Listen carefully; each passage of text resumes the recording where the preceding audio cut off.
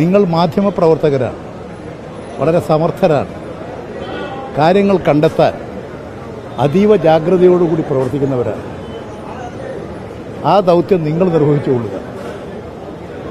ഞാൻ പ്രത്യേകിച്ച് ഇപ്പോഴൊന്നും എൻ്റെ രാഷ്ട്രീയവുമായി ബന്ധപ്പെട്ട വിഷയം പരാമർശിക്കാൻ ഇപ്പോൾ ഉദ്ദേശിക്കുന്നില്ല. ഞാൻ നേരത്തെ നിങ്ങളോട് പറഞ്ഞൊരു കാര്യമുണ്ട്. ഞാൻ എല്ലാ കാര്യങ്ങളും നിങ്ങളോട് പറയും. അത് ഒരു സമയം വരുമ്പോൾ നിങ്ങളെ വിളിച്ചു ചേർത്തുകൊണ്ട് നിങ്ങളോട് കാര്യം പറയാനുള്ള കാര്യങ്ങൾ അപ്പോൾ പറയും. ഇപ്പോൾ പ്രത്യേകിച്ച് ഒരു കാര്യം പറയാൻ, ഞാൻ CM-നെ കാണാറുണ്ട്. CM-നെ മാത്രമല്ലല്ലോ, ഞാൻ എൻ്റെ ജീവിതത്തിൽ എത്ര ആളുകളെ കണ്ടുകൊണ്ടിരിക്കുന്നു. CM അതിലൊരു VIP ആണ്. ഞാൻ ഡൽഹിയിൽ സീതാറാം യെച്ചൂരി, അദ്ദേഹവും ഞാനും തമ്മിലൊരു 40-44 വർഷക്കാലത്ത് അടുത്ത ബന്ധം. 1980 DYFI പ്രസിഡൻ്റായ കാലത്തിന് മുൻപ് തന്നെ അദ്ദേഹവും ഞാനും തമ്മിൽ ഏറ്റവും അടുത്ത ബന്ധമുണ്ടായിരുന്നു. ഞങ്ങളൊരു വിദേശ പ്രതിസംഘത്തിൽ മരിച്ചുപോയ ബുദ്ധദേവ് ഭട്ടാചാര്യ, ഞാൻ, സീതാറാം, നേപ്പാൾ ദേവ്, അന്നത്തെ SFIയുടെ ഓൾ ഇന്ത്യ സെക്രട്ടറി, ഞങ്ങൾ 4 പേര് ഡൽഹിയിൽ നിന്ന് മോസ്കോവിലേക്കും പിന്നെ മോസ്കോവിൽ നിന്ന് ഒരു 2 ആഴ്ചക്കാലം ഒന്നിച്ച് ജീവിച്ച് ഒന്നിച്ച് നടന്നിട്ടുള്ളവരാണ്. അന്ന് മുതലുള്ള ഞങ്ങളുടെ ആ ഏറ്റവും അടുത്ത സാഹോദര്യവും സൗഹൃദ ബന്ധവും സഖാവെന്നുള്ള നിലയിലുള്ള ബന്ധങ്ങളും അദ്ദേഹത്തിൻ്റെ മരണം വരെ കാത്തു സൂക്ഷിച്ചു. അദ്ദേഹം മരണപ്പെട്ടു എന്നറിഞ്ഞപ്പോൾ എനിക്ക് വല്ലാത്തൊരു ദുഃഖവും വേദനയും ഉണ്ടായി. അദ്ദേഹത്തിന് അസുഖം ബാധിച്ച് എയിംസിൽ പ്രവേശിപ്പിക്കപ്പെട്ടപ്പോൾ തന്നെ അവിടെ എത്താൻ ആഗ്രഹിച്ചിരുന്നു. പക്ഷേ അവിടെ ആരെയും പ്രവേശിപ്പിക്കുന്നില്ല, കാണാൻ കഴിയില്ല എന്ന് പറഞ്ഞതുകൊണ്ട് ഞാൻ നേരെ തിരിച്ച് ആ യാത്ര മാറ്റിവെക്കുകയായിരുന്നു. അപ്പോഴാണ് പെട്ടെന്ന് അദ്ദേഹത്തിൻ്റെ മരണവാർത്ത അറിഞ്ഞപ്പോൾ എത്രയും പെട്ടെന്ന് അവിടെ എത്തുക എന്നുള്ളതാണ്, അദ്ദേഹത്തെ കാണുക എന്നുള്ളതാണ്. അന്ന് വൈകുന്നേരം 3 മണിക്കാണ് ഈ വാർത്ത വരുന്നത്. മാധ്യമത്തിലാണ് ഞാൻ കാണുന്നത്. അപ്പോൾ എൻ്റെ ഒരു പ്രതീക്ഷ തൊട്ടടുത്ത ദിവസം തന്നെ ഇത് AKG ഭവനിൽ കൊണ്ടുവരും, അവിടെ പൊതുദർശനമുണ്ടാകും. അതിനുശേഷമാണ് മറ്റു കാര്യങ്ങൾ. അതുകൊണ്ട് എത്രയും പെട്ടെന്ന് ഡൽഹിയിലേക്ക് എത്തുക എന്നുള്ളത് നോക്കിയപ്പോൾ അന്ന് കേരളത്തിൽ നിന്ന് കോഴിക്കോട് നിന്ന് മാത്രമേ ഫ്ലൈറ്റുള്ളൂ, രാത്രി 10:30. ഞാൻ അതുവരെ കഴിഞ്ഞ 2 വർഷക്കാലമായി യാത്ര ചെയ്യാതിരുന്ന ഇൻഡിഗോ ഫ്ലൈറ്റ് മാത്രമേ ഉള്ളൂ. ഞാൻ ആ കാര്യങ്ങൾക്ക്, ആ സമരം അന്ന് അവസാനിപ്പിക്കാൻ തീരുമാനിച്ചു. നേരെ കോഴിക്കോടേക്ക് ട്രെയിനിൽ വന്ന്, ട്രെയിനിൽ നിന്ന് ഞാൻ 10:30 കോഴിക്കോട് എയർപോർട്ടിൽ നിന്ന് 10:30 ഫ്ലൈറ്റിൽ, അതാണ് എനിക്ക് തോന്നുന്നു 1 മണി 2 മണിയായിട്ടാണ് ഡൽഹിയിലെത്തി. പിറ്റേന്ന് രാവിലെ നോക്കുമ്പോൾ ആ പരിപാടികളൊക്കെ വന്നപ്പോൾ അന്ന് വൈകുന്നേരം 6 മണിക്ക് മാത്രമേ AKG ഭവനിലേക്ക് ബോഡി എത്തൂ. അതുകൊണ്ട് ഞാൻ അവിടെ നിന്നു. പിറ്റേ ദിവസം അന്ന് അദ്ദേഹത്തിൻ്റെ വീട്ടിൽ പോയി അദ്ദേഹത്തിൻ്റെ സഹധർമ്മിണിയും കുടുംബാംഗങ്ങളെയും എല്ലാം കണ്ട്.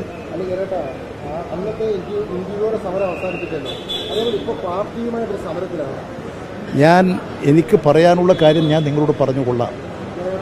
ഇപ്പോഴെനിക്ക് പ്രത്യേകിച്ച് ഒരു കാര്യവും പറയാനില്ല. പാർട്ടിയുമായി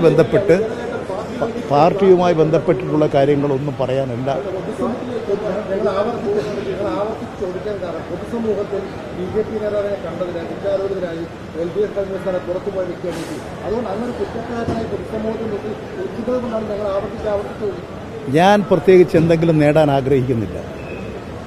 ഞാൻ എൻ്റെ ജീവിതവും എല്ലാ കാര്യങ്ങളും ഈ നാടിൻ്റെ മുമ്പിൽ ഞാൻ മനസ്സിലാക്കുന്ന ഒരു തുറന്ന പുസ്തകമാണ്. എല്ലാവർക്കും എല്ലാ കാര്യങ്ങളും അറിയാം. മാധ്യമക്കാർക്കും ഈ കാര്യങ്ങളെക്കുറിച്ചൊക്കെ നല്ല നിശ്ചയമുണ്ട്. അതുകൊണ്ട് നിങ്ങൾ അന്വേഷിച്ച് നിങ്ങൾക്ക് ശരിയെ തോന്നുന്ന കാര്യങ്ങൾ പറയുക. ഞാൻ പറഞ്ഞ് അത് പ്രസിദ്ധീകരിക്കാൻ ആഗ്രഹിക്കുന്നില്ല. അത് നിങ്ങൾ ബന്ധപ്പെട്ട പാർട്ടി നേതാക്കളോട് ചോദിക്കുക. പക്ഷെ ഞാൻ പറയേണ്ട കാര്യങ്ങൾ പറഞ്ഞിട്ടുണ്ട്. ഇനി നിങ്ങൾക്ക് കൂടുതൽ ഗവേഷണം നടത്തി ഞാൻ പറഞ്ഞത് തെറ്റുണ്ടോ ശരിയുണ്ടോ എന്തൊക്കെയാണെന്നൊരു കാര്യം നിങ്ങൾ കണ്ടെത്താം.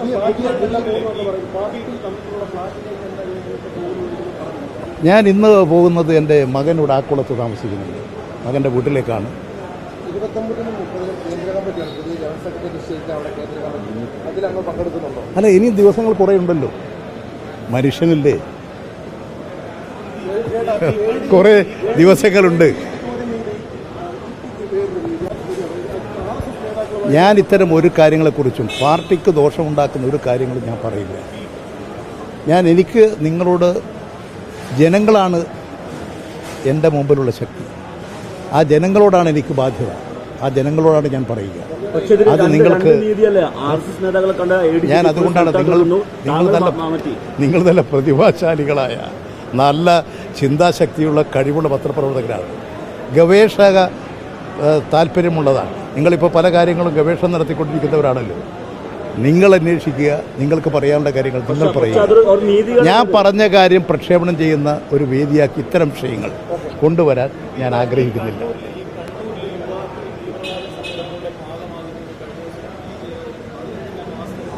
കേരളത്തിൽ പൊതുവെ തീവ്രവാദ സംഘടനകളെ നല്ലതുപോലെ നിരീക്ഷിച്ച് നടപടി സ്വീകരിച്ചുകൊണ്ടിരിക്കുന്ന ഒരു ഗവൺമെൻറ്റാണ് ഇവിടെ ഉള്ളത്. യഥാർത്ഥത്തിൽ ഞാൻ മനസ്സിലാക്കിയത് ഇവിടെ തീവ്രവാദ പ്രവർത്തനം അസാധ്യമാക്കിയിട്ടുണ്ട് എന്നുള്ളതാണ്. അതുകൊണ്ട് തന്നെ ഈ തീവ്രവാദ സംഘടനകൾ അവരുടെ ഒരു ശത്രുവെ പോലെ കാണുന്നതാണ് ഇവിടുത്തെ ഗവൺമെൻറ്റും അതുപോലെ തന്നെ ഇവിടെയുള്ള ഇടതുപക്ഷങ്ങളും. എൻ്റെ ഒരു അനുഭവം അതാണ്. പലർക്കും വ്യത്യസ്തമായ അനുഭവങ്ങളോ കാര്യങ്ങളോ ഉണ്ടായേക്കാം. ആ അനുഭവങ്ങളുടെ അടിസ്ഥാനത്തിൽ അവർ രേഖപ്പെടുത്തുന്നത് അവരുടെ അനുഭവ കാര്യങ്ങളാണ്. ഞാൻ മനസ്സിലാക്കുന്നത് കേരളമാണ് ഈ തീവ്രവാദ പ്രവർത്തനങ്ങൾക്ക് കടന്നു വരാൻ കഴിയാത്ത ഒരു സംസ്ഥാനം. ഇവിടെ മതസാഹോദര്യവും സന്തോഷവും സംതൃപ്തിയും ജനങ്ങൾക്കുണ്ടാക്കാൻ അതീവ ജാഗ്രതയോടുകൂടി പ്രവർത്തിച്ചുകൊണ്ടിരിക്കുന്ന ഒരു ഗവൺമെൻറ്റുണ്ട്. അതുകൊണ്ട് തന്നെ ഇവിടെ എല്ലാ ജനവിഭാഗങ്ങളും ജാതിമത ഭേദമില്ലാതെ എല്ലാവരും ഏകോദര സഹോദരങ്ങളെപ്പോലെ ജീവിക്കുന്നുണ്ട്. ഒരു തീവ്രവാദ പ്രവർത്തനങ്ങളും ഈ കേരളത്തിൽ ഈ ഗവൺമെൻറ് അനുവദിക്കില്ല എന്ന് തന്നെയാണ് ഞാൻ മനസ്സിലാക്കുന്നത്.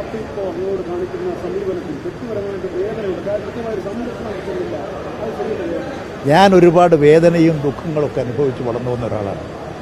തീക്ഷ്ണമായ പരീക്ഷണങ്ങൾ നേരിട്ട് കടന്നു വന്ന ഒരാളാണ്. അതുകൊണ്ട് എനിക്ക് ഇത്തരത്തിലുള്ള കാര്യങ്ങളൊന്നും ഒരു പുതുമയല്ല. അതിലൂടെ വളർന്നു വന്നിട്ടുള്ള ഒരാളെന്നുള്ള നിലയിൽ എനിക്കിപ്പോഴൊരു പ്രശ്നവും എൻ്റെ മുമ്പിലില്ല. വളരെ സന്തോഷവും സംതൃപ്തിയേ ഉള്ളൂ. ആ സന്തോഷത്തിൻ്റെ വഴികളിലൂടെ സഞ്ചരിക്കുന്നു. അതിൽ നിങ്ങളുടെ എല്ലാം സഹായങ്ങളും സഹകരണങ്ങളും എന്നും നന്ദിയുണ്ടാകും എന്ന് ഇപ്പോഴെനിക്ക് പറയാനുള്ളൂ. i2i News, an eye for truth. i2i News subscribe ചെയ്തിട്ടില്ലാത്തവർ ഇപ്പോൾ തന്നെ സബ്സ്ക്രൈബ് ചെയ്യുക. നോട്ടിഫിക്കേഷൻ ലഭിക്കുവാൻ ബെൽ ബട്ടണും അമർത്തുക.